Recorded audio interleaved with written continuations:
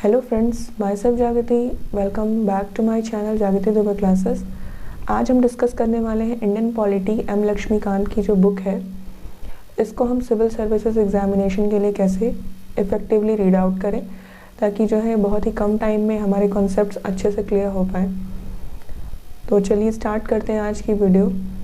और video start करने से पहले एक रिक्वेस्ट है आप सबसे, अगर आप मेरे चैनल पर नए हो तो please subscribe my channel. And अगर आपको वीडियो अच्छी लगी हो, कोई भी आपको इससे नॉलेज मिली हो, तो आप प्लीज़ इसको लाइक करें एंड अपने फ्रेंड्स के साथ इसको शेयर करें। कोई भी आपको अगर क्वेरी हो, कुछ भी अगर आपको पूछना हो तो आप कमेंट सेक्शन में ज़रूर पूछ सकते हैं मुझसे। ठीक है, तो स्टार्ट करते हैं आज की वीडियो।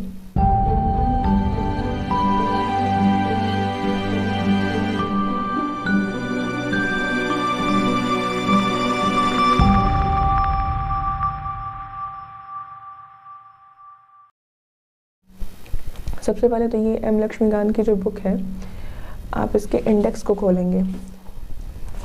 ठीक है, और इंडेक्स को खोलने के बाद आपको कुछ यहाँ पे मार्क मैंने किया हुआ है, आप इसको देख सकते हैं। इसके लिए मैंने एक शॉर्ट्स भी डाली हुई है जिससे कि आप अच्छे से क्लियर कर पाएंगे कि आपको पहले ऑर्डर क्या होना चाहिए, करेक्ट ऑर्डर क्या होना चाहिए आपका एम लक्ष्मीकांत को पढ़ने के लिए, क्योंकि ऑर्डर जो है वो सबसे इम्पॉर्टेंट है। बुक जो लिखी हुई है वो तो एक सीक्वेंस में लिखी हुई है कि हिस्टोरिकल बैकग्राउंड क्या था, फिर कॉन्स्टिट्यूशन कैसे बना, फिर साइलेंट फीचर्स पे आए, फिर प्रीएम्बल है। ठीक है, इस तरीके से लिखी हुई है। फिर यूनियन एंड इट्स टेरिटरी है, सिटीजनशिप है, फंडामेंटल राइट्स है, DPSPs हैं, फंडामेंटल ड्यूटीज़ हैं, अमेंडमेंट, बेसिक स्ट्रक्चर, इस तरीके से इसको लिखा हुआ है। फिर सेकंड पार्ट आता है system of government, third part इसी तरह सेंट्रल गवर्नमेंट है, फिर स्टेट गवर्नमेंट है, देन आपका लोकल गवर्नमेंट है, union and territory, special areas है, कॉन्स्टिट्यूशनल बॉडी है, नॉन कॉन्स्टिट्यूशनल बॉडी है, other constitutional dimensions and political dynamics है। ठीक है, और लास्ट में वर्किंग ऑफ द कॉन्स्टिट्यूशन है। तो ये बुक इस तरीके से लिखी हुई एक सीक्वेंस में। लेकिन अगर आपको इसको सिविल सर्विसेज के लिए तैयार करना है तो आप सबसे पहले तो कनेक्शन जो है वो मैट्रिक्स कनेक्शन जो है उसको स्टेबलाइज करना जो है सीखना होगा आपको। तो उसके लिए आप क्या करेंगे कि आप इस ऑर्डर को ना फॉलो करके आप ये ऑर्डर फॉलो करेंगे जो कि मैंने लिखा है कि आपको सबसे पहले ये बुक खोलनी है और सबसे पहले आपको सीधे हिस्टोरिकल बैकग्राउंड्स को नहीं पढ़ना है। सबसे पहले आपको सेलिएंट फीचर्स को पढ़ना है। सेलिएंट फीचर्स जब आप पढ़ते हैं तो आपको उसमें बहुत सारे जो हैं पॉइंट्स मिलेंगे। उन पॉइंट्स को अगर आप देखेंगे, देखिए जैसे उन पॉइंट्स को आप देखते हैं कि जो कॉन्स्टिट्यूशन है उसमें क्या क्या चीज़ें हैं, कौन कौन से उसके फीचर्स हैं। जैसे लेंथीएस्ट हो गया, वेरियस सोर्सेज से लिया गया है, रिजिडिटी फ्लेक्सिबिलिटी का एक अच्छा मिक्सअप है, फेडरल सिस्टम है कि यूनिटरी सिस्टम है। ठीक है, टिल्ट है थोड़ा, किस तरीके से, मतलब आप उसको थोड़े से फीचर्स आपको इसमें जानने को मिल जाएंगे। अपने कॉन्स्टिट्यूशन का एक कह सकते हैं कि आपको कुछ बेसिक चीज़ें जो हैं वो पता चली जाएंगी। नेक्स्ट जब आपको ये सारी चीज़ें पता हो जाएं तो आप फिर नेक्स्ट स्टेप जो है वो बढ़ सकते हैं आगे, जैसे पार्लियामेंट्री सिस्टम्स को पढ़ सकते हैं। ठीक है, पार्लियामेंट्री सिस्टम को जब आप पढ़ेंगे तो उससे आपको क्या होगा, आपको जो कॉन्स्टिट्यूशन बनाने का प्रोसेस है वो पहले समझ में आएगा कि हमारा पार्लियामेंट कैसे था ब्रिटिश टाइम पर, और फिर हमने उसको कैसे अपने हिसाब से अडॉप्ट किया, उसमें क्या चेंजेस किए हैं वो आपको समझ में आएगा। फिर फेडरल सिस्टम को देखेंगे। जब ये दोनों सिस्टम्स आपको समझ में आ जाएंगे, यानी कि एक बार आप कॉन्स्टिट्यूशन को बनने के प्रोसेस को आप देख रहे हैं कि किस तरीके से वो बन रहा है, वहाँ पे क्या जो है परफॉर्मेंस किस तरीके से मिनिस्टर्स अपनी दे रहे हैं, वो चीज़ें आप समझ पाएंगे। देन उसके बाद आप स्टार्ट करते हैं कॉन्स्टिट्यूशन को पढ़ना, यानी उसमें अब क्या क्या चीज़ें इंपॉर्टेंट हैं। देन फर्स्ट नंबर पे आएगा प्रीएम्बल, फिर फंडामेंटल राइट्स आएगा आपका, फिर directive principles of state policy आएगी, फंडामेंटल ड्यूटीज़ है। फिर अगर हम कॉन्स्टिट्यूशन को अमेंड करना चाहते हैं तो क्या प्रोसीजर है अमेंडमेंट के लिए, क्यों अमेंडमेंट ज़रूरी है, ये सारी चीज़ें होंगी। फिर बेसिक स्ट्रक्चर क्या था, ये कॉन्स्टिट्यूशन में बेसिक स्ट्रक्चर जैसी चीज़ें कुछ नई ऐड थी, बट जुडिशरी ने इसको थोड़ा सा मॉडिफाई किया और बेसिक स्ट्रक्चर एक टर्म लाया। ये कैसे आया, क्यों आया, ये हम देखेंगे।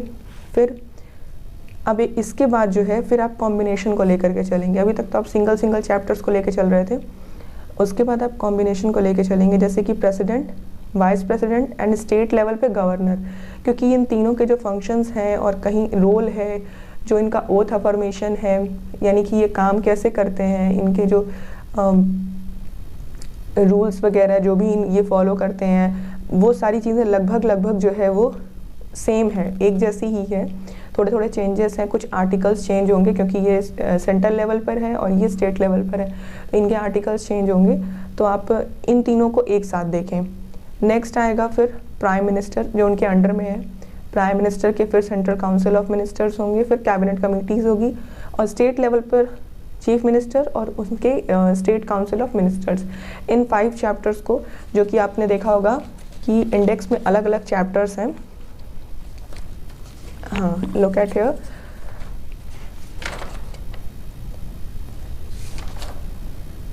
Yes, it is here. President, Vice President and in the state government Governor is here. तो ये सारी चीज़ें हैं जो है इनको आप देखेंगे कि ये किस तरीके से हैं, ठीक है। फिर prime minister, central council of minister, cabinet committees, ये हो गए। और स्टेट लेवल पर आपका आ गया chief minister and state council of minister, ये एक साथ आप देखेंगे, ठीक है। अगेन उसके बाद हम देखते हैं, ये इतनी चीज़ें हो गई हमारी। फिर नेक्स्ट हम 12 पार्ट पे चलते हैं कि parliament plus parliamentary committees, parliamentary forums and parliamentary groups, ये सारी चीज़ें एक साथ होंगी। क्योंकि एक बार आप पार्लियामेंट को समझेंगे, फिर उसकी कमिटीज़ जो वो एक्स्ट्रा कमिटीज़ बनाते हैं, कुछ फोरम्स होते हैं, कुछ ग्रुप्स होते हैं, वो इनको आप एक साथ कंबाइन करके पढ़ेंगे, ज़्यादा अच्छे से आपको क्लियर होगा।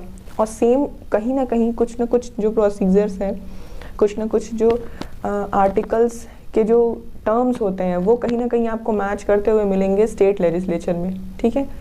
आर्टिकल चेंज हो सकता है, बट आर्टिकल का जो कोर कॉन्सेप्ट है वो लगभग जो है सेम ही होगा, इसलिए मैंने इसको कंबाइन किया हुआ है।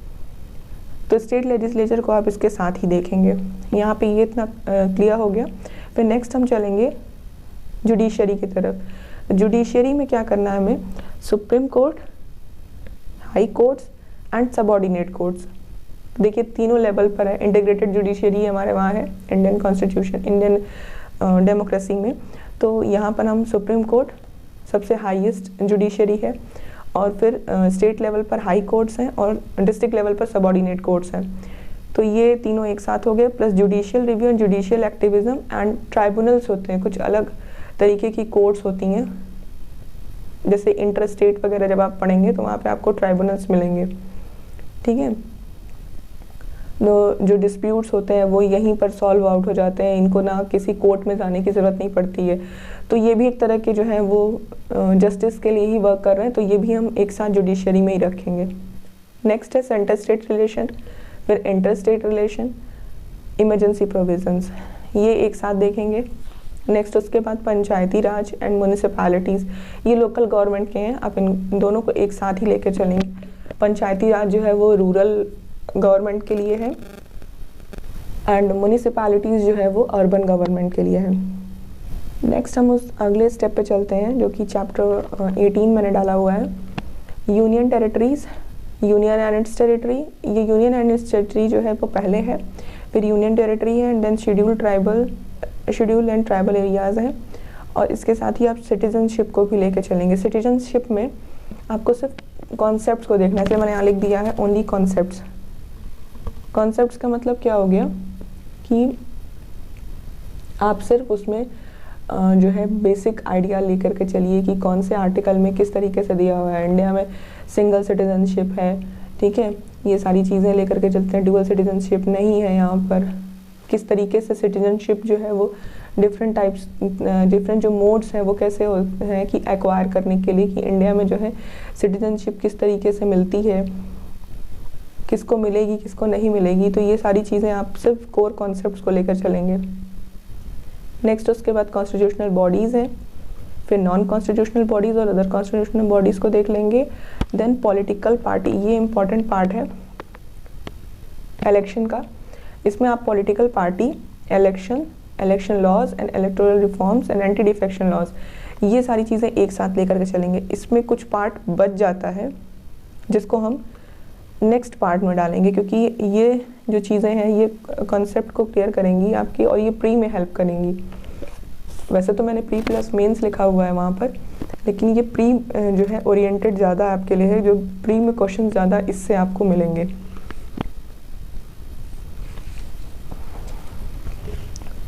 नेक्स्ट पार्ट जो है 21 के बाद 22, इसमें आपको हिस्टोरिकल बैकग्राउंड एंड मेकिंग। अब जब इतनी सारी चीज़ें आपको पता होंगी तो उसके बाद ही आप चल करके जो है बैकग्राउंड को देखेंगे तो आपको तुरंत समझ में आ जाएगा कि किस तरीके से जो है उस टाइम पे जो है कॉन्स्टिट्यूशन था ब्रिटिश राज में, और फिर हमारे जो फोर फादर्स हैं उन्होंने कैसे कॉन्स्टिट्यूशन को फ्रेम किया। तो वो आप उन चीज़ों को अच्छे से इजीली समझ पाएंगे। फंडामेंटल राइट्स वगैरह जो चीज़ें ऐड हुई, कैसे ऐड हुई, तो मेकिंग ऑफ कॉन्स्टिट्यूशन वहाँ से आपको ज़्यादा अच्छे से क्लियर हो पाएगा। देन उसके बाद कुछ ऐसे टॉपिक्स हैं जो आपको सिर्फ मेन ओरिएंटेड होंगे, मेंस में ही आपको ज़्यादा वो हेल्प करेंगे, प्री के लिए बहुत ज़्यादा इंपॉर्टेंट नहीं है, तो उनको मैंने डाला हुआ है। जैसे पब्लिक इंटरेस्ट लिटिगेशन हो गया, national commission to review the working of the constitution है, रोल ऑफ रीजनल पार्टीज़ है, वोटिंग बिहेवियर। ये वोटिंग बिहेवियर आपका इलेक्शन वाले पार्ट से निकल करके आता है। Coalition government, pressure groups, national integration, foreign policies, ये सारी चीज़ें जो हैं आपको मेंस ओरिएंटेड ही मिलेंगे। ठीक है, आप इस तरीके से जो है वो चैप्टर्स को तैयार करेंगे तो आप ज़्यादा अच्छे से इफ़ेक्टिवली जो है वो एम लक्ष्मीकांत को आप पढ़ सकते हैं। ठीक है, देखिए मैंने यहाँ पे कुछ हाईलाइट भी किए हुए हैं। You can use highlighter and pencils both. Chapter के लास्ट में कुछ आपको नोट्स एंड रेफरेंस मिल जाएंगे। सपोज करिए एंटी डिफेक्शन लॉ है, तो यहाँ पर आपको एक नोट एंड रेफरेंस मिल जाएगा। ठीक है, और कहीं कहीं ऐसा होता है, ये आपने देखा होगा लक्ष्मीकांत की बुक में, ये इस तरीके से आपको ऊपर की तरफ 4 लिखा हुआ मिल जाएगा। ठीक है, तो ये जो इस टाइप की जो चीज़ें हैं वो आपको बैक साइड में देख करके पहले ही क्लियर कर लेना चाहिए यहीं पर तुरंत कि ये किस रेफरेंस में बात कर रहा है, कौन से टॉपिक से रिलेटेड हो रहा है। ठीक है, यहाँ पे एक्स्ट्रा आपको पॉइंट्स के फॉर्म में दे देंगे, क्योंकि अगर ये सारी चीज़ें वहाँ ऐड ऑन करते हैं तो बहुत ही लेंदी हो जाता है, इसलिए ये अलग से इसमें दिया होता है, ये ज़्यादा हेल्पफुल होता है आपको। सपोज नंबर 1 जो है वो कहाँ पर आया हुआ है,